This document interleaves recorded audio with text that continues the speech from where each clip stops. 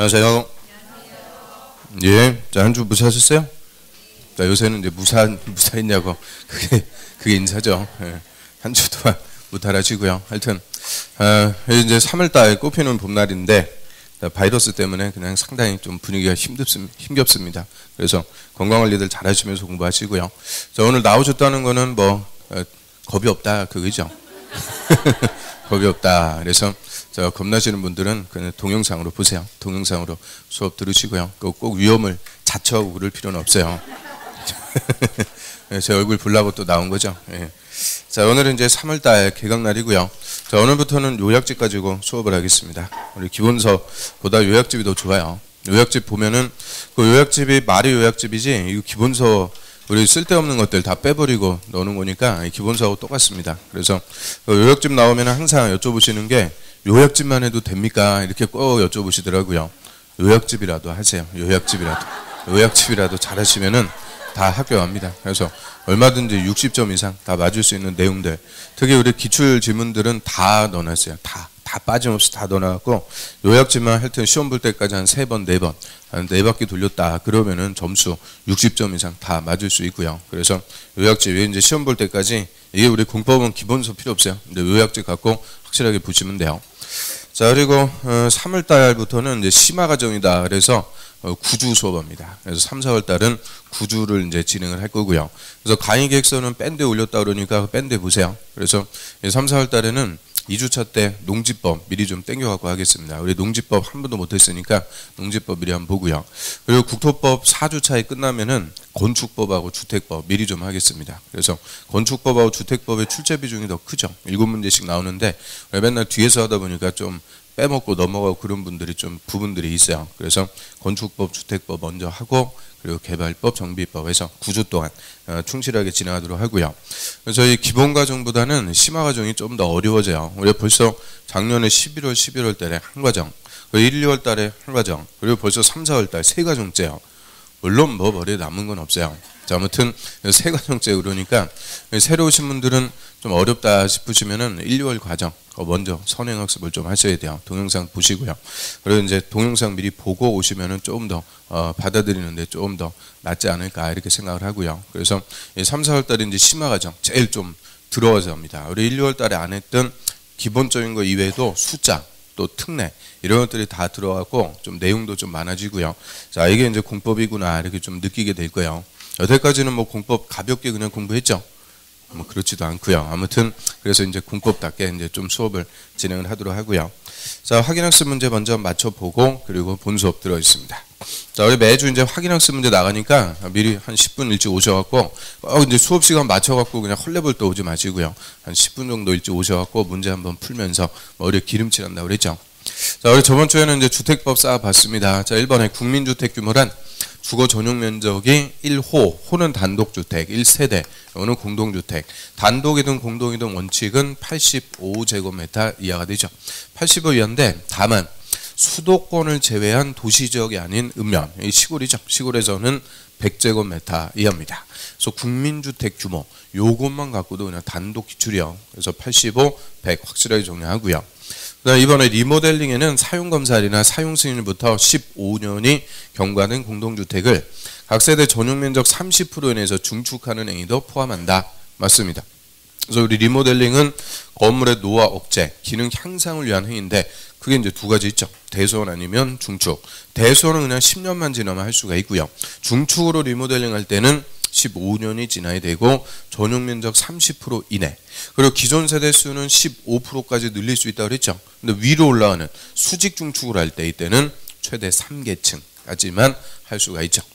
또 3번에 연간 1년간이에요. 연간 단독주택 20호 공동주택은 20세대 이상 도시용 생활주택은 또 30세대인데 원칙은 연간 20호 20세대 이상 주택 건설 사업 또는 연간 10,000제곱미터 이상 대지 조성 사업 시행하려면 국토부 장관에게 1조 원 요건 갖춰갖고 등록부터 하고 사업합니다. 이렇게 등록하고 주택 건설 사업하는 자 고자들은 등록사업자라고 하고요. 요 20호 만 이게 그대로 26회 때 기출문제죠.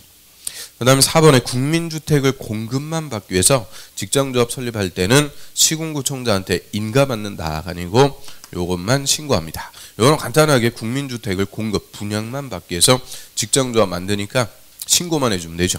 대신 조합원은 요 국민주택을 공급받을 수 있는 자격, 무주택 세대주만 조합원이 될 수가 있죠.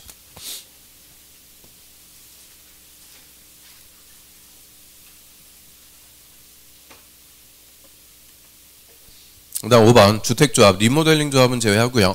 저 주택조합은 조합 설립 인가 받는 날부터 사용검사 받는 날까지, 자 요게 또 얼마 전에 개정된 사항이죠.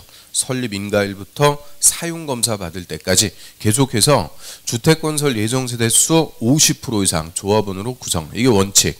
그런데 조합원은 최소 10명이 아니고 20명 이상이 돼야 된다. 그래서 원칙은 건설 예정세대수 50% 이상, 최소 20명 이상입니다.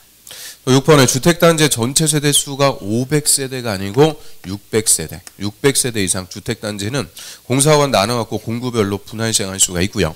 그럼 600세대니까 109, 209 공구별 세대수는 300세대 이상이 되죠. 이게 그대로 작년 정답지만.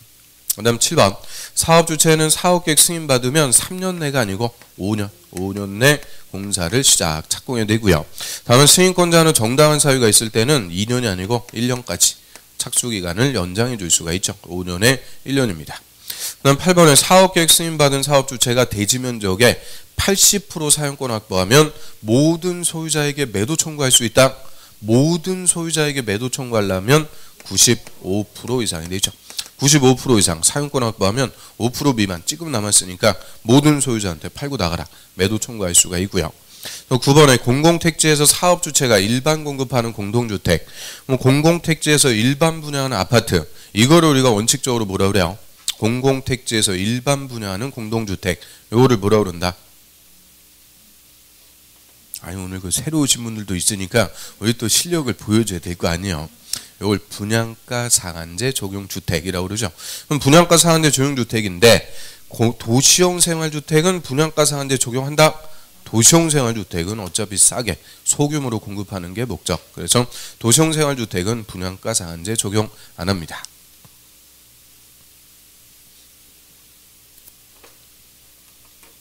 그 다음 10번 국토부 장관이나 시도지사가 주택가격 안정을 위해서 필요하면 투기과열지구 지정할 수 있다. 그래서 투기과열지구가 우리 공법에서 주택의 투기규제하기 위해서 지정하는 것 중에서 제일 센 거라고 그랬어요. 그런데 이거는 국토부 장관 또는 시도지사까지 지정할 수 있고요. 이 제일 센 거니까 최소한으로 지정한다. 맞습니다. 그 다음에 11번에 주택사환사채, 주택을 건설해서 사환해주는 회사채, 주택을 건설하는 회사가 발행하죠. 그런데 이 사채 사환기간은 5년이 아니고 3년을 초과할 수가 없죠. 여기서 사환기간이란 사채 발행한 날부터 공급계약을 체결할 때까지 이 기간이 3년을 초과해서는 안 된다. 그럼 사채권자는 3년 내 주택의 공급계약을 체결해서 아파트 우선적으로 공급받는다는 거예요. 이런 주택을 우선 공급받을 수 있는 증서나 지위, 이거를 소위 우리가 딱지라고 하고요. 이 딱지 개념은 양도, 양수, 알성, 광고 다 금지합니다. 그거를 무슨 금지라고 그래요? 맞아, 글을 쓰고 있어. 뭐라 그러는지. 공급질서 교란 금지. 대표적인 공급질서 교란 금지 대상으로서 주택사원 자체는 양도가 금지가 되죠. 자, 여기까지 주택법 내용들 한번 봤고요. 다음은 다시 이제 1강 첫 수업이니까 또 새로 오신 분들도 있고 해서 간단하게 부동산 공법 한번 말씀드리면, 자, 우리 부동산 공법은 2차 과목의 제목이죠. 2차 과목에서 메인 과목이라고 그래요. 그래서 내용이 제일 많아요. 뭐 메인 과목이 그냥 메인 과목이 아니고 제일 많고 제일 어려워하는 거죠. 그래서 우리 2차에서 시험 떨어졌다 그러면은 첫 번째는 평균 점수 미달, 두 번째는 공법 꽈락. 그래서 아주 꽈락을 면하면 성공하는 과목이다라고 해서요. 2차 과목에서 여러분들이 제일 힘들어하는 과목, 여기 이제 부동산 공법. 그럼 부동산 공법 하면은 크게 부동산하고 공법, 부동산은 토지하고 건물을 얘기하고요. 그리고 공법이라는 것은 국가가 국민에 대해서 다 뭐하는 법이다? 규제하는 법. 그래서 국가가 이 국민의 부동산에 대한 재산권 행사를 규제하는 법, 그거를 통칭해갖고 공법이다라고 하고요. 그럼 이제 본질적인 의미에서 부동산은 토지라고 그래요. 토지에 대한 재산권 행사를 규제하는데 이 규제를 가하는 수단, 토지에 대한 각종의 계획을 수립한다고 그랬죠. 토지 계획을 수립해서 계획에 따라서 국민들이 토지를 이용하고 개발하는 이 재산권 행사를 규제하는 법, 이거를 통칭해갖고 우리 공법이다라고 하고요. 그러면 토지의 계획을 수립하거나 우리한테 규제를 가하는 주체, 그거를 우리가 국가를 따른 말로 행정청이라고 하고요. 그리고 공법 공부하기 위해서는 행정청부터 알아야 된다고 그랬어요. 그래서 행정청, 이거대로 행정청의 위계질서대로 공법이 항상 규정이 돼 있다라고 해서 행정청의 위계질서 마지막으로 한 번만 더 볼게요. 그러면 행정청 하면은 항상 두 명 얘기합니다. 국가하고 지자체. 이 국가와 지자체를 합쳐갖고 행정처이라고 하고요. 자, 우리 공법에서 국가 하면은 누구 얘기요? 국토교통부 장관, 줄여갖고 국토부 장관이라고 하고요. 자, 국토부 장관을 국가라고 그래요. 그리고 이 각 부의 장관을 다른 말로 중앙행정청 또는 중앙행정기관이라고 하죠. 그래서 국가, 국토부 장관, 중앙행정기관 다 똑같은 말입니다. 그 다음에 지방자치단체, 이 지방정부를 얘기하고요. 이 지방자치단체는 다시 지방자치법에서 종류가 두 가지. 먼저 광역지자체가 있죠. 광역지자체, 특별시, 광역시, 도. 그리고 특별자치시, 이 특별자치시는 어디 얘기요? 세종시. 그리고 특별자치도는 제주도. 그래서 자, 요 5개를 우리가 광역지자체라고 하고요. 이거 처음 나올 때는 다 써줘요. 다 써주는데 이거 항상 다 써주려고 그러면 길어지니까 줄여갖고 쓴다 그랬죠. 특별시, 광역시, 도, 특별자치시, 특별자치도 이거 줄여갖고 뭐라 그래요? 그럴 줄 알았죠. 그래서 특별시, 광역시, 도, 특별자치시하고 특별자치도 뒤에 말 따니까 시도라고 하는 거죠. 시도. 그래서 우리가 시도 하면은 특별시, 광역시, 도, 특별자치시하고 특별자치도 요 얘기하고요. 자, 특별시의 장은 특별시장, 광역시는 광역시장, 도는 도지사. 그리고 특별자치시장, 특별자치도지사. 자, 요 5명을 광역지자체장. 역시 처음 나올 때는 다 써주는데 요 이하에서 다 써주려고 그러면 길어진다 그랬죠. 그래서 줄여갖고 씁니다. 자, 여자들은 또 줄여갖고 뭐라 그래요? 시장 아니면 도지사니까 줄여갖고 시도지사 이렇게 표현하고요. 시도지사 하여튼 이 시도지사가 우리 공법에서 제일 많이 나오는 사람인데 이게 누군지 모른단 말이에요. 그래서 시도지사 하면은 정확하게 5명 누구 얘기한다? 특별시장, 광역시장, 도지사, 특별자치시장, 특별자치도지사 이 5명을 묶어갖고 시도지사라고 하고요. 그 다음에 광역지자체 밑에 이제 풀뿌리가 되는 기초지자체를 둡니다. 기초지자체. 우리 특별시 안에는 자치구, 뭐 서울특별시, 강남구, 송파구, 서초구 이런 자치구를 두고요. 우리 특별시에는 자치구가 25개 있다고 그랬죠. 25개 자치구로 구성된 도시가 특별시가 되는 거죠. 그 다음 인천광역시 같은 광역시 안에도 자치구, 서구 같은 자치구가 있는데 광역시는 특별시하고 차이점 군도 있다고 그랬죠. 인천광역시, 강화군, 몽진군 이런 군도 있다. 그래서 광역시 안에는 자치구하고 군이 있고요. 그 다음 경기도 같은 도 안에는 김포시, 뭐 연천군 뭐 이런 식으로 시, 군 이렇게 들어갑니다. 그래서 자치구와 군과 시, 자 여기 기초지자체라고 하고요. 기초지자체는 시, 군, 구. 그리고 기초지자체장, 자치구는 구청장. 군일 때는 군수, 시면은 시장. 그래서 시장, 군수, 구청장, 시군, 구청장. 자, 여자들을 기초지자체장이라고 하죠. 그래서 여기서는 순서가 그대로 우리 행정청의 위계질서라고 그래요. 위계질서라는 것은 상하가 있다 그죠? 그럼 우리 공법에서 제일 높은 사람은 누구다? 국토부 장관. 총리, 대통령 이거 안 나온다 그랬죠. 그래서 공법에서는 제일 높은 사람이 국토부 장관, 다음이 시도지사, 다음이 시군, 구청장. 그대로 그냥 위계질서대로 규정이 돼 있어요. 그럼 우리 좀 이따 볼 건데, 자 도지사 밑에 시장하고 군수. 자 시장이나 군수가 토지 계획을 수립했어요. 시장원수는 누구한테 와서 승인 받는 거예요? 시장원수는 바로 위에 도지사한테 와서 승인.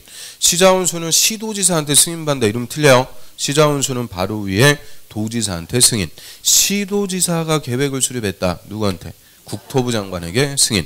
절대 시장원수가 한 달이 뛰고 국토부 장관한테 승인 받고 이런 거 없어요. 무조건 시장군수는 도지사, 시도지사는 국토부 장관의 승인입니다. 딱 위계질서대로 규정이 되어 있고요. 그리고 도 밑에 있는 시하고 군. 자, 시군에 걸치는 사항이다.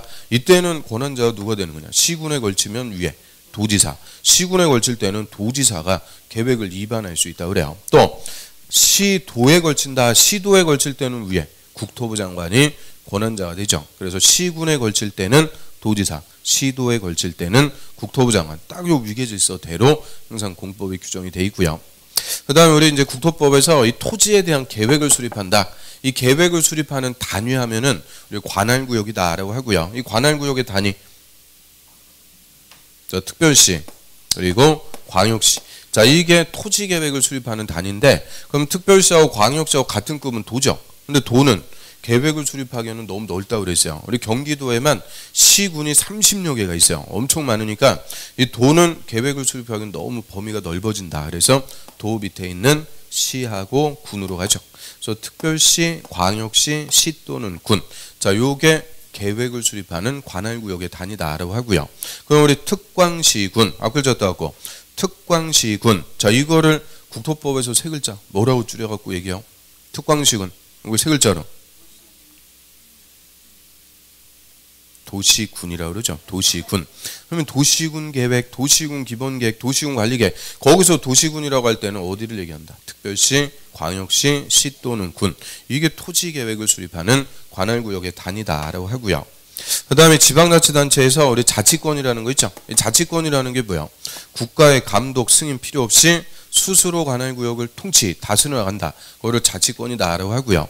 이 자치권을 갖는 지자체장, 원칙은 시도지사입니다. 그래서 시도지사가 자치권을 갖고 스스로 관할구역을 통치해 나가니까 우리 공법에서 제일 많이 나올 수밖에 없는 게 누구다? 시도지사. 그런데 이 자치권자 하면 하나 더 있죠. 도지사 밑에 시. 자, 요 기초시라고 하는데요. 요 기초시를 다시 두 가지로 구분해서요. 인구가 50만 이상인 시는 대도시라고 따로 부르죠. 그래서 대도시의 시장은 광역시로 승격 안 시켜주는 대신 자치권은 인정을 해주게 돼요. 그래서 요 대도시의 시장, 요자도 자치권을 갖고 스스로 관할구역을 통치해 나간다. 그래서 자치권을 갖는 지자체장, 시도지사하고 대도시장. 자, 요 자치권은 우리가 다른 말로 결정권이라고도 불러요. 결정권. 그래서 이꼴 자치권. 그러면 아직 안 배웠지만 계획의 결정권자. 그럼 원칙 누가 돼요? 시도지사, 대도시장. 대부분 우리 국토법이나 도시개발법 이런 데 보면은 시도지사, 대도시장 이 사람들이 다 권한자가 돼요. 그래서 시도지사, 대도시장이 자치권을 갖고 스스로 관할구역을 다스려 나갈 수가 있죠. 그래서 이 국가하고 지자체 합쳐가지고 행정청이라고 합니다. 하여튼 우리 공법 공부하기 위해서는 이 행정청 이거부터 확실하게 위계질서가 딱 잡혀야 된다고 그랬어요. 뭐 주소하고 똑같은 거니까 이것도 벌써 11월 달에 2번이나 우리가 했고요. 1월 달 그리고 3월 달 벌써 4번째 하니까 막 하품 나오고 그래요. 자, 그래서 위계질서 요거부터 확실하게 정리를 해둬야 이게 공법 공부하는 베이스가 되는 거죠. 그럼 이런 국가나 지자체 행정청이 국민의 부동산에 대한 재산권 행사를 규제하는 법, 요를 우리가 통칭해갖고 공법이다라고 하고요. 이 공법이라는 타이틀을 갖고 있는 법은 없다고 그랬어요. 공법은 우리 시험 과목의 제목이죠. 2차 과목의 제목. 그럼 공법이라는 한 과목에서 구체적으로 6개 법을 공부합니다. 6개 법. 6개 개발법 뭐 있어요?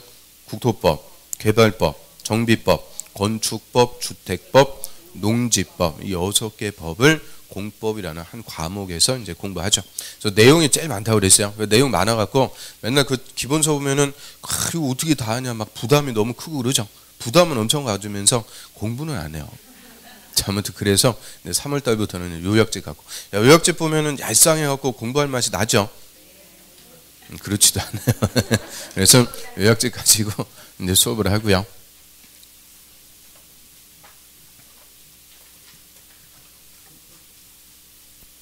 자, 그럼 이제 첫 번째 법률 우리 요약집 7페이지 보겠습니다. 첫 번째 국토계획 및 이용에 관한 법률 우리 줄여갖고 국토법이라고 하고요. 이 국토법이 우리 시험에 12문제가 출제가 됩니다. 12문제. 그래서 공법이 40문제인데 그중에서 12문제니까 출제 비중이 30% 제일 큰 비중인데 그 비중보다도 훨씬 더 중요성이 큰 게 국토법이 되죠. 거의 이 법률만 우리가 한 달 가까이 수업을 해요. 그 정도로 제일 중요하고 내용도 많고요.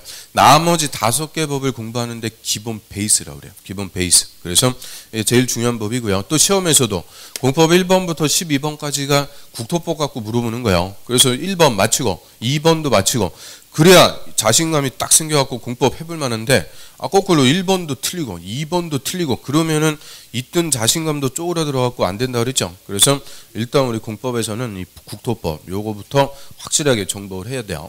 그럼 이름대로 자 국토의 계획 및 이용에 관한 법률. 자 국토하면은 전국토라고 그랬죠. 전국에 있는 토지. 우리나라에 있는 토지라면은 무조건 이 법의 규제를 받습니다. 그래서 이름대로 국토를 계획하고 이용하는 법이다. 그래서 국토에 좀 유식하게 선계획, 후개발, 후이용 체계에 관한 법이다. 이렇게 얘기하죠. 그래서 국토를 어떻게 우리나라에 있는 토지를 어떻게 효율적으로 이용하고 개발할지 철저하게 토지 계획을 수립해요. 그리고 계획에 의거해서 토지를 이용하고 개발해야 난개발도 방지, 지속 가능한 발전, 여러 가지 공익을 도모할 수가 있게 되죠. 그래서 국토의 선계획, 후개발, 체계에 관한 법이라고 하고요. 그래서 우리 줄여갖고는 그냥 무슨 법이라고 부른다고요? 국토법, 국계법 그러면은 아주 귀에 거슬려요. 국토법이라고 부를 테니까 그냥 국토법 이렇게 하고요. 그럼 일단 이 국토법의 체계, 이게 이제 용어 정의하고 똑같죠. 이게 그대로 국토법의 체계가 됩니다. 그래서 우리 그 7페이지 요약집 보시면은 행정청 다시 한번 보시라고 위에다가 깔끔하게 그려놨어요. 그 밑에 용어 정의, 그 용어 정의 옆에 기출 횟수들 싹 써놨죠. 20회 이후부터 그냥 언제 나왔는지 싹 빠짐없이 써놨어요. 기출 횟수 계속 써주는 이유는 어디가 중요한 거다. 그거 파악하시라는 거예요. 어디서 집중적으로 물어보는지 그거 알 수 있게끔 기출 횟수들 싹 써놨죠. 그러면 용어 정의 옆에 20회 이후부터 그냥 계속 나오죠. 매년 그냥 무조건 한 문제요. 그래서 우리 공법은 이 용어가 할 때는 제일 중요하다 그랬어요. 첫 번째도 용어, 두 번째도 용어.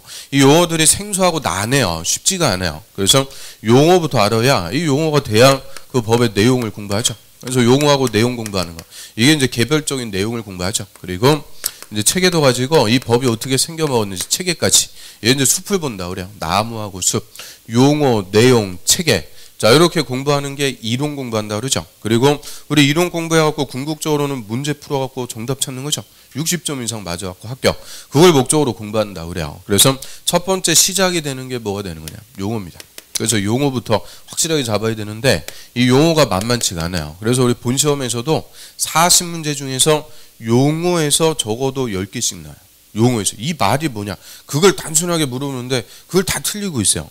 그럼 안 되겠죠. 그래서 일단 공법은 첫 번째도 용어, 두 번째도 용어. 내용 자체는 어려운 법이 아니라고 그랬어요. 내용은 다 규제법이라고 그랬죠. 이 규제는 항상 핵심, 명확해야 된다. 뭘 하지 말라는 건지 명확성이 핵심. 그래서 명확한 규제 내용을 어려운 말로 딱 써놓은 게 공법이에요. 그래서 이 용어만 잡히면 내용 자체는 그냥 점점 쉬워지는 거예요. 그래서 공법은 처음에가 어려운 거지 한 번 하고 두 번 하고 하다 보면은 점점 쉬워지고 재밌어질 수밖에 없어요. 그래서 6개 과목 중에서 제일 재밌는 과목이 뭐냐? 공법이라고 얘기하는 분이 100명 중에 2명 있어요. 미친 사람이요. 그럴 수가 없어요. 아무튼 그래서 미친 사람인데 그러면 안 돼요. 좋아하고 그러면 안 돼. 그냥 싫어하세요. 아무튼 그래서 이 공법은 용어만 잡히면 내용이 뭐 어려운 건 아니죠. 그래서 용어가 제일 중요하고요. 그래서 국토법의 용어 이게 곧 체계가 됩니다. 그래서 용어하고 체계하고 같이 묶어갖고 보는데요. 일단 선계획 파트 이것만 한번 쭉 요원들 보죠. 그러면 국토법에서 토지를 이용 개발하게 수립하는 계획, 이 토지 계획으로서 첫 번째 광역도시 계획이 나옵니다. 그리고 광역도시 계획이란 광역계획권의 장기 발전 방향 지시하는 계획이다라고 하고요. 광역도시계획이든 광역계획권이든 앞에 요 광역자 붙었어요. 자, 우리 광역자 하면은 한문 그대로 얘기하면 넓은 지역인데 우리 이제 국토법에서 광역하면 의미가 따로 있죠. 광역은 한 개가 아니고 2개 이상 관할구역이죠. 특별시, 광역시, 시 또는 군. 좀 전에 이 계획을 수립하는 관할구역의 단위는 특별시, 광역시, 시 또는 군. 그래서 하나가 아니고 2개 이상의 특광시군 관할구역을 묶어갖고 계획권으로 지정을 해준대요. 그럼 서울특별시, 인천광역시 2개를 묶어갖고 계획권으로 지정했다. 저 2개 관할구역을 묶어줬으니까 이름을 뭐라고 부르면 돼요? 광역계획권. 그래서 하나가 아니고 2개 이상의 관할구역을 묶어갖고 계획권으로 지정하고요. 이 광역계획권의 토지를 어떻게 이용하고 개발시켜 나갈지 장기적인 발전 방향 제시한다라고 하고요. 그래서 광역이라는 말 실생활에서 이거 들어본 거 있어요 없어요? 뭐 들어봤어요? 그러니까 이게 사람이 바뀌잖아요. 처음에 1월 달에 할 때는 안 들어봤다면서요. 그래서 광역버스, 광역철도, 광역수사대 우리 다 쓴다고 그랬죠. 광역하면 항상 한 개가 아니고 2개 이상. 그래서 2개 이상의 관할구역을 묶어갖고 이 광역계획권이라는 걸 지정했을 때만 광역도시계획은 수립해요. 즉 광역도시계획은 우리나라에서 무조건 수립하는 계획이다 아니라는 거예요. 광역계획권이 따로 지정돼 있을 때만 수립합니다. 그래서 우리나라에서 이 광역계획권은 딱 5개 있어요. 뭐 수도권이라든지 대구권, 뭐 부산권 이런 식으로 딱 5개만 지정이 돼 있죠. 그래서 광역계획권이 지정됐을 때만 수립하는 특수계획. 일반에서 전국토에 빠짐없이 수립되는 일반적인 계획을 도시군 계획이라고 하고요.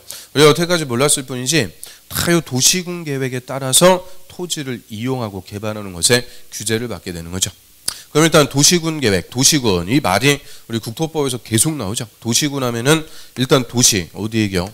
개발된 것, 특별시, 광역시, 시. 특별시나 광역시나 시는 건물도 많이 지고 개발됐으니까 우리가 일반적으로 뭐라 그래요? 도시라고 그러죠. 도시. 근데 저 시골의 군적, 군은 시골이니까 도시라고 하기가 그렇죠. 그래서 그냥 군은 그대로 군이라고 그래요. 저 특별시, 광역시, 시 또는 군. 자, 요거를 다 써주면 길어지니까 세 글자로 뭐라 그런다? 도시군이라고 그러죠. 그래서 특광시군 요걸 줄여갖고 도시군 요렇게 쓴다. 서로 약속하는 거예요. 그래서 도시군 계획은 특광시군 관할구역 단위로 수립하는 토지계획이다라고 하고요.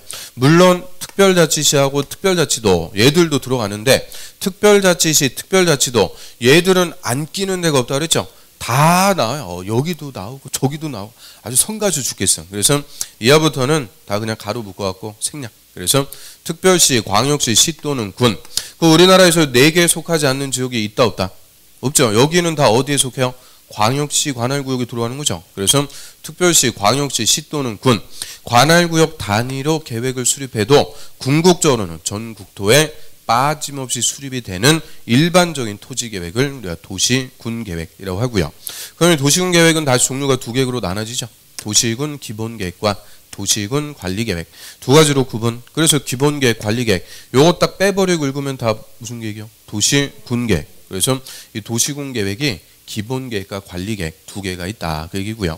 그러면 도시군계획이 뭐예요? 이제 이렇게 물어보면은 뭐라고 얘기하면 돼요? 도시군계획이란 일단 어디다 수립? 특광시군 관할구역에 수립하는 계획인데 종류가 기본계획과 관리계획이 있습니다. 그럼 뭐 100점. 그러면 저희 도시군 기본계획 자 이거부터 풀어보면 도시군 했으니까 특별시, 광역시, 시 또는 군 특광시군 관할구역에 이 기본자 붙는 것도 다 뭐 하는 거냐? 장기 발전 방향 제시. 특광시군 관할구역의 토지를 앞으로 어떻게 이용하고 개발시켜 나갈지 장기적인 발전 방향 제시한다라고 하고요. 그럼 광역도시계획이든 도시군 기본계획이든 다 뒤에만 갔네요. 다 뭐만 제시해준다? 장기 발전 방향. 요거를 우리 법에서는 정책 방향을 제시한다라고 하죠. 토지에 각종의 정책을 제시. 그러면 정책이라는 것은 현실적으로 집행이 될 수도 있고 안 될 수도 있고 안 되는 게 그냥 빈말로 끝나버리는 게 대부분이죠. 그래서 정책계획은 수립이 돼도 직접적으로 국민의 토지 소유권을 규제하는 효과는 없습니다. 자, 우리 공법이라는 것은 국민의 부동산에 대한 재산권 행사를 규제하는 법이라고 그랬죠. 근데 규제를 가하는 수단이 뭐라고 그랬어요? 계획. 토지의 계획을 만들어서 계획에 따라서 규제한다 그랬는데 이 2개 토지 계획은 수립이 됐다고 직접 국민의 토지 소유권을 규제하는 효과가 없대요. 이거 뭐 될 수도 있고 안 될 수도 있고. 그래서 이렇게 우리한테 구속력이 없는 계획을 우리가 이제 비구속적 행정계획 우리한테 아무런 규제를 가하는 효과가 없다. 구속력이 없는 계획으로서 비구속적 계획이다라고 하고요. 그 우리한테 효과가 없으니까 이 2개 이거 반드시 우리가 알아야 돼요. 몰라도 관계없어요? 몰라도 관계없다. 그래서 여태까지 쭉 모르고 살아오셨다가 공법이라는 걸 공부하면서 처음 겪게 되는 문화적 충격인 거예요. 그래서 몰라도 상관없다. 그래서 이 2개는 합쳐가지고 우리 시험에 한 문제 나올까 말까 그 정도예요. 한 문제 정도 합쳐갖고 작년에는 한 문제도 안 나왔다. 그래서 합쳐갖고 그냥 한 문제 정도 그 정도 비중이고요. 그럼 토지계획 중에서 제일 중요한 것은 도시군 관리계획. 요거는 그냥 무조건 한 문제 이상 출제가 되는 가장 중요한 토지계획이다라고 하죠. 그럼 도시군 관리계획 역시 풀어갖고 보면 도시군 특별시, 광역시, 시 또는 군 특광시군 관할구역을 구체적으로 뭐 하는 계획이냐?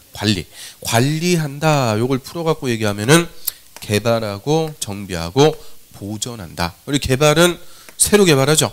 정비라는 말이 뭐라고 그랬어요? 정비는 고친다. 고쳐갖고 다시 개발시켜준다 그랬죠.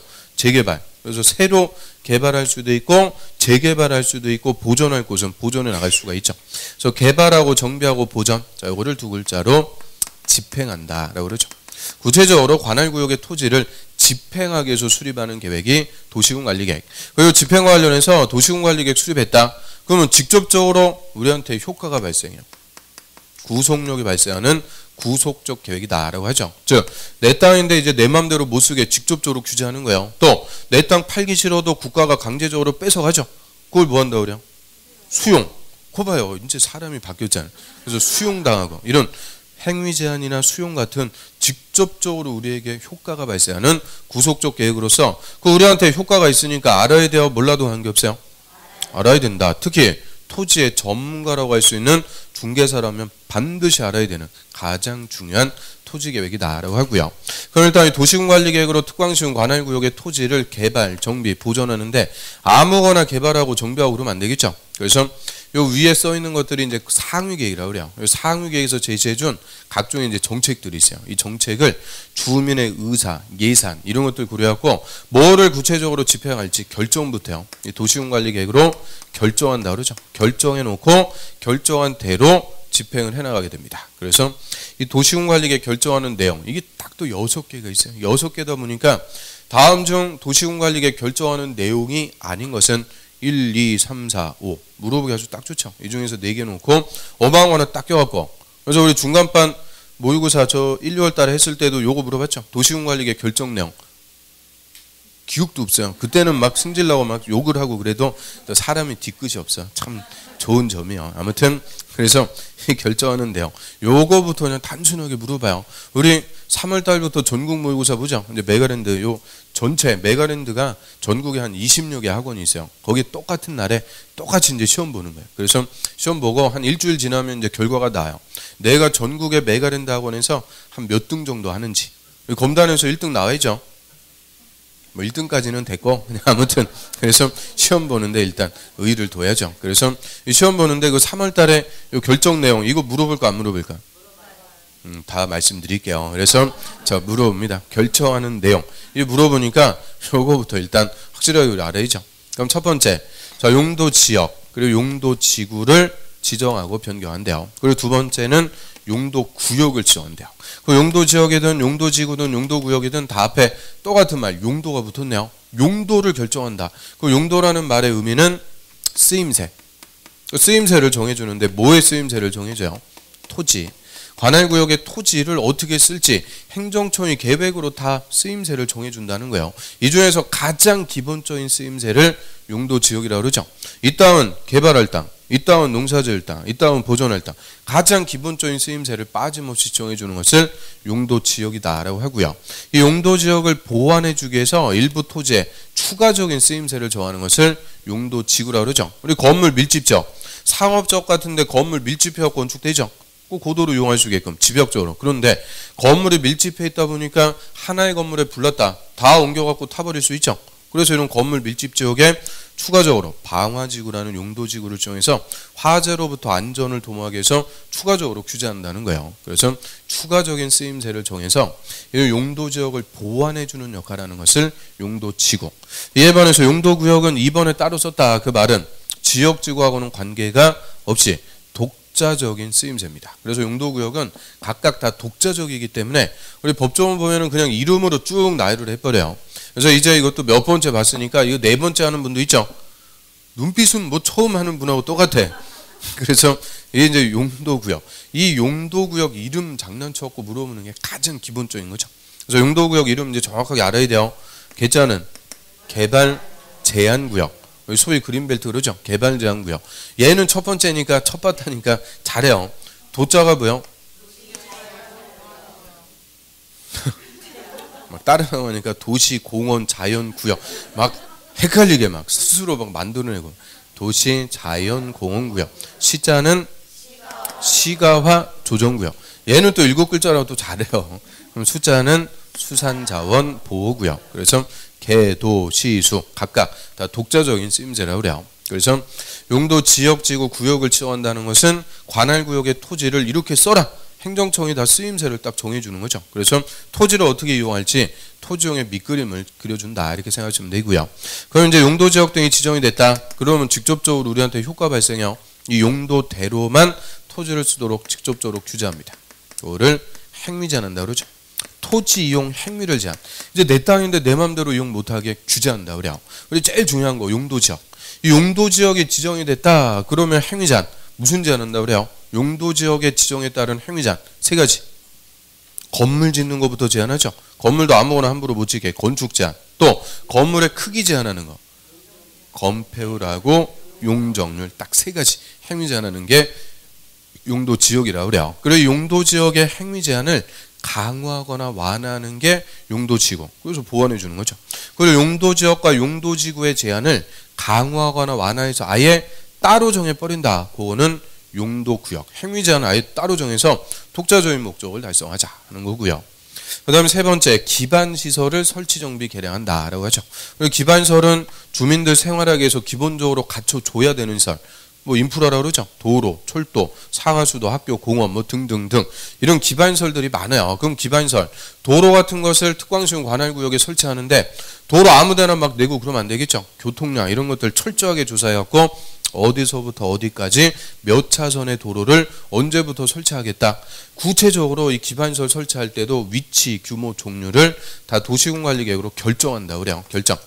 그러면 도시군관리계획 딱 결정. 그러면 그때부터는 이름이 바뀝니다. 이제 기반시설이 아니고 결정되면은 그때부터는 도시군 계획 시설, 도시군 관리 계획으로 결정된 시설. 이걸 줄여갖고 도시군 계획 시설.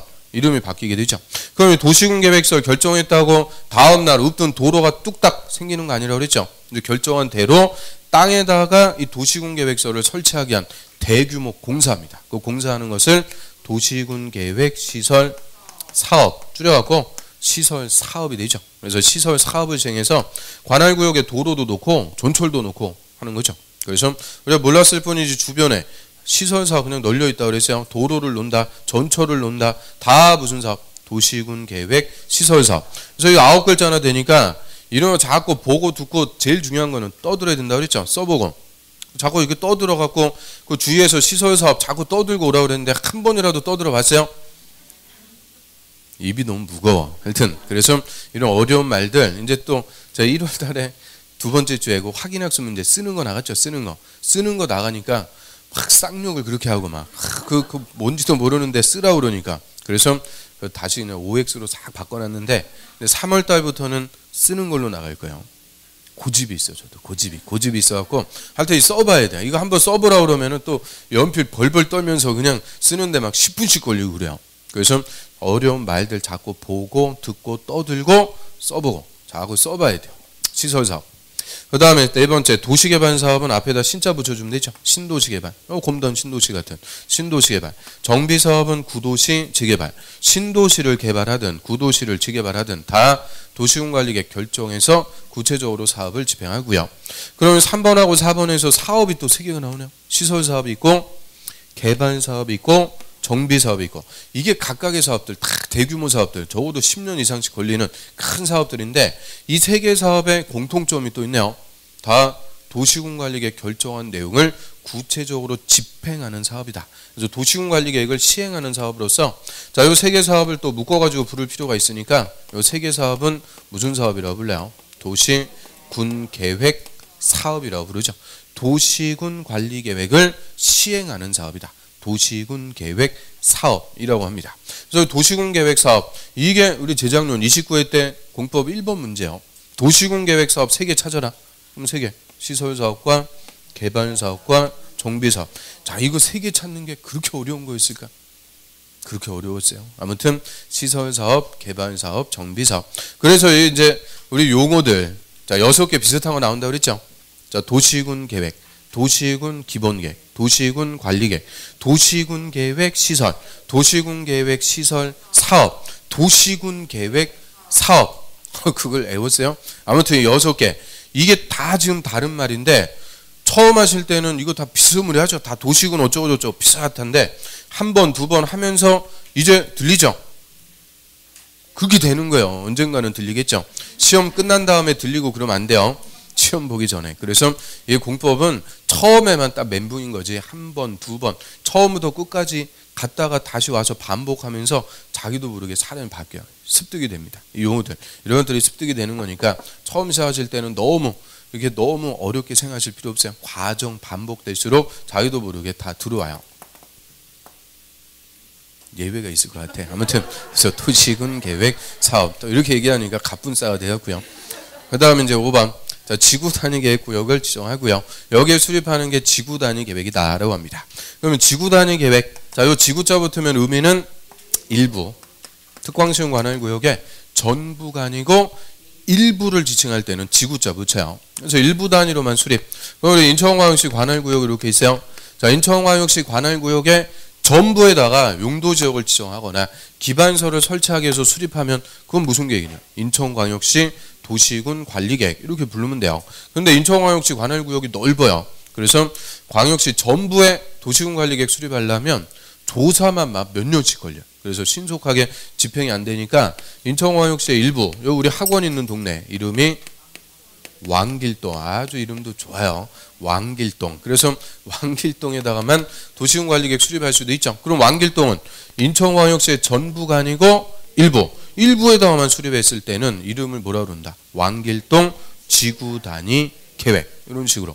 그래서 전부면 도시군 관리계획, 일부면 지구 단위 계획. 그럼 무슨 동네에다 지구 단위 계획 수립할지 구역을 먼저 지정하는 거죠. 그거를 지구 단위 계획을 수립하기 위해서 지정한 구역, 지구 단위 계획 구역이라고 하고요. 왕길동에다가 지정했다. 그럼 뭐라고 부르면 돼요? 왕길동 지구 단위 계획 구역. 너무 길어지니까 왕길지구 줄여갖고 부르면 되죠. 그래서 주에 검단지구, 뭐 검암지구 이게 다 뭐의 줄임말? 지구단위 계획 구역. 그거 줄임말. 그래서 이 지구단위 계획 구역 중에서 지구단위 계획 수립한대요. 뭐 하려고 수립해요? 지구단위 계획 수립하는 목적. 그 관할구역의 일부를 뭐 하기 위해서? 체계적으로 개발하기 위해서 수립. 그래서 주에 무슨 지구 이렇게 붙은 것들 공통점은 다 계획적으로 개발되는 곳이다. 그 얘기죠. 살기 좋은 마을로 계획적으로 개발이 되죠. 그 다음에 6번에 입지규제 최소구역을 지정하고요. 여기에 수립하는 게 입지규제 최소구역 계획. 하여튼 이름들이 하나같이 만만치가 않아요. 자, 이름 한번 읽어볼까요? 입지규제 최소구역. 최대구역 그러면 또 안 돼요.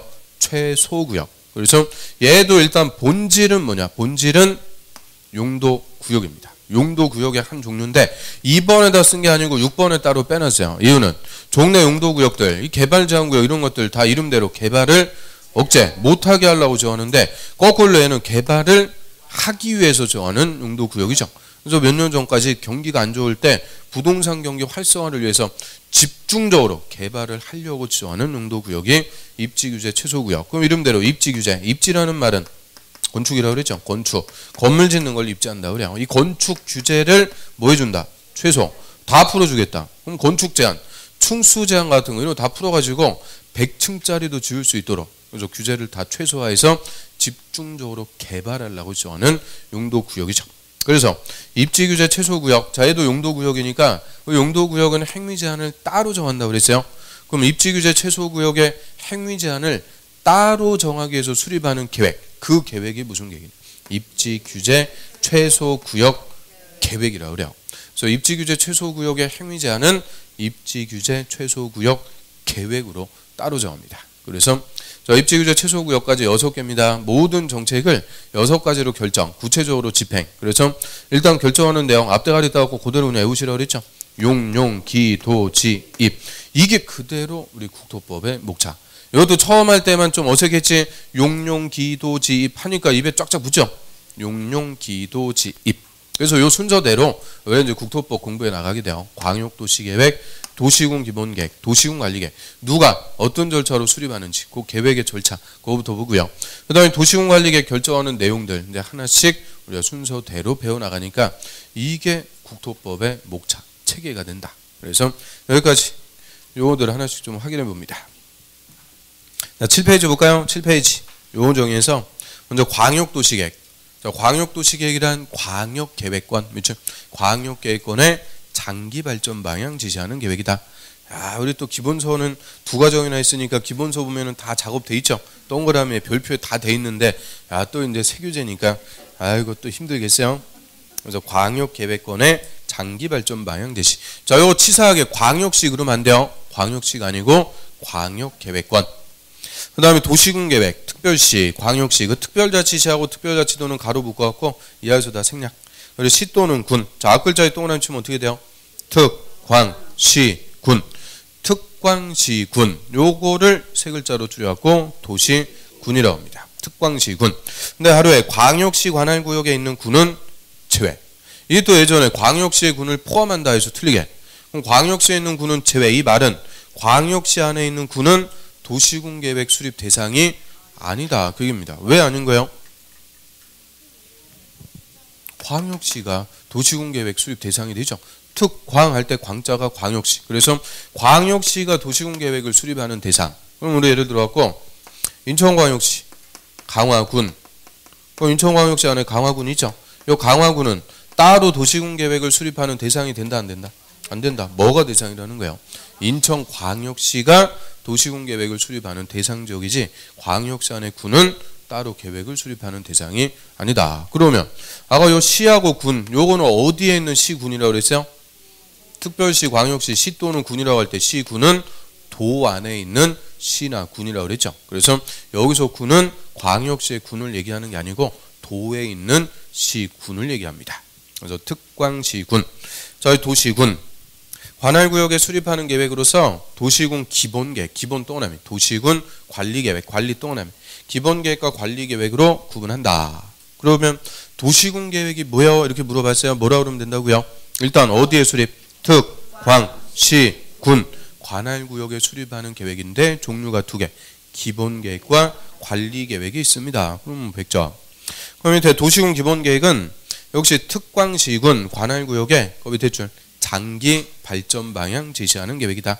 그럼 특광시군 관할구역 단위로 장기 발전 방향 제시. 자, 일반에서 밑에 도시군 관리 계획은요. 특광시군의 개발, 정비, 보정 몇 줄. 그 개발하고 정비하고 보정 그거를 두 글자로 집행. 집행을 위해서 수립하는 토지용, 교통, 환경, 경관, 안전, 산업, 정보통신부 등등등 거기 쭉 열거되어 있는 것들이 다 각종의 정책을 얘기하죠. 정책에 관한 다음의 계획이다. 즉 각종의 정책을 다음에 6가지로 결정해 놓고 구체적으로 집행해 나가는 계획이다. 그래서 이 결정하는 내용 6가지. 용, 기, 도, 지, 입 6가지가 있고요. 그 밑으로 와보세요. 지구단위 계획. 그럼 지구단위 계획이란 도시군 계획 수립 대상 지역의 일부. 그 일부에다 떠나면 항상 지구자 붙이면 의미는 일부. 일부에 대하여 딱 끊고요. 대하여 뒤에서 딱 끊고 토지원 합리화하고 기능 증진, 미관 개선, 양호환경 확보하고 그 지역을 체계적 계획적으로 관리하기 위하여 딱 끊고 수립하는 도시군 관리 계획을 말한다. 그래서 지구 단위 계획 우리 길어가지고 우리 끊어서 읽어요. 중간은 지구 단위 계획 수립하는 목적. 좀 이따 보고요. 일단 앞부분하고 뒷부분 연결해서 읽으면 간단한 의의가 됩니다. 다시 한번 볼까요? 지구 단위 계획이란 도시군 계획 수립 대상 지역의 일부에 대하여 끝으로 와서 수립하는 도시군 관리 계획을 말한다. 그러면 지구 단위 계획은 도시군 관리 계획이다. OX. 지구 단위 계획은 도시군 관리 계획이다. OX. O. 도시군 관리 계획인데 앞부분이 그래서 키워드가 되죠. 어디다 수립할 때? 일부에다가 수립할 때는 이름을 지구 단위 계획이라고 부른대요. 그럼 맨 앞에 그 도시군 계획 수립 대상 지역은 어디요? 도시군 계획 수립 대상 지역이란 특, 광, 시, 군 관할구역을 얘기하죠. 그래서 특광시군 관할구역의 전부의 수립 이러면 틀려요. 지구 단위 계획은 항상 일부요. 관할구역의 일부에다 수립. 그래서 전부에 수립하면 도시군 관리 계획. 일부에만 수립할 때는 지구 단위 계획. 그럼 뭐 하려고 수립하는 거냐? 목적. 중간에 보시면 자, 토지용을 합리화하고 기능 증진, 미관 개선, 양호한 환경 확보. 이거 다 똑같은 말. 토지를 합리적으로 이용하니까 기능이 증진되죠. 미관을 개선시켜주니까 환경도 좋아진다. 자, 이렇게 될 수 있게끔 그 일부 지역을 체계적 계획적으로 관리. 거기다 밑줄. 체계적 계획적으로 관리한다. 그게 목적입니다. 관리하기 위해서 수립. 그럼 관리한다. 우리 도시군 관리 계획도 관리한다 그랬으니까 관리한다 풀어서 얘기하면 개발하고 정비하고 보장. 그래서 그 일부 지역을 체계적으로 개발하고 정비하기 위해서 수립하는 도시군 관리 계획을 지구 단위 계획이라고 하고요. 그 지구 단위 계획의 의 그게 작년 그냥 한 문제요. 공법 1번. 지구 단위 계획 딱 뭐에 관한 설명이냐 해서 이딴 걸 물어보면 맞히겠어요? 자, 아무튼 여기까지 하고요. 좀 쉬었다가 이어서 보겠습니다.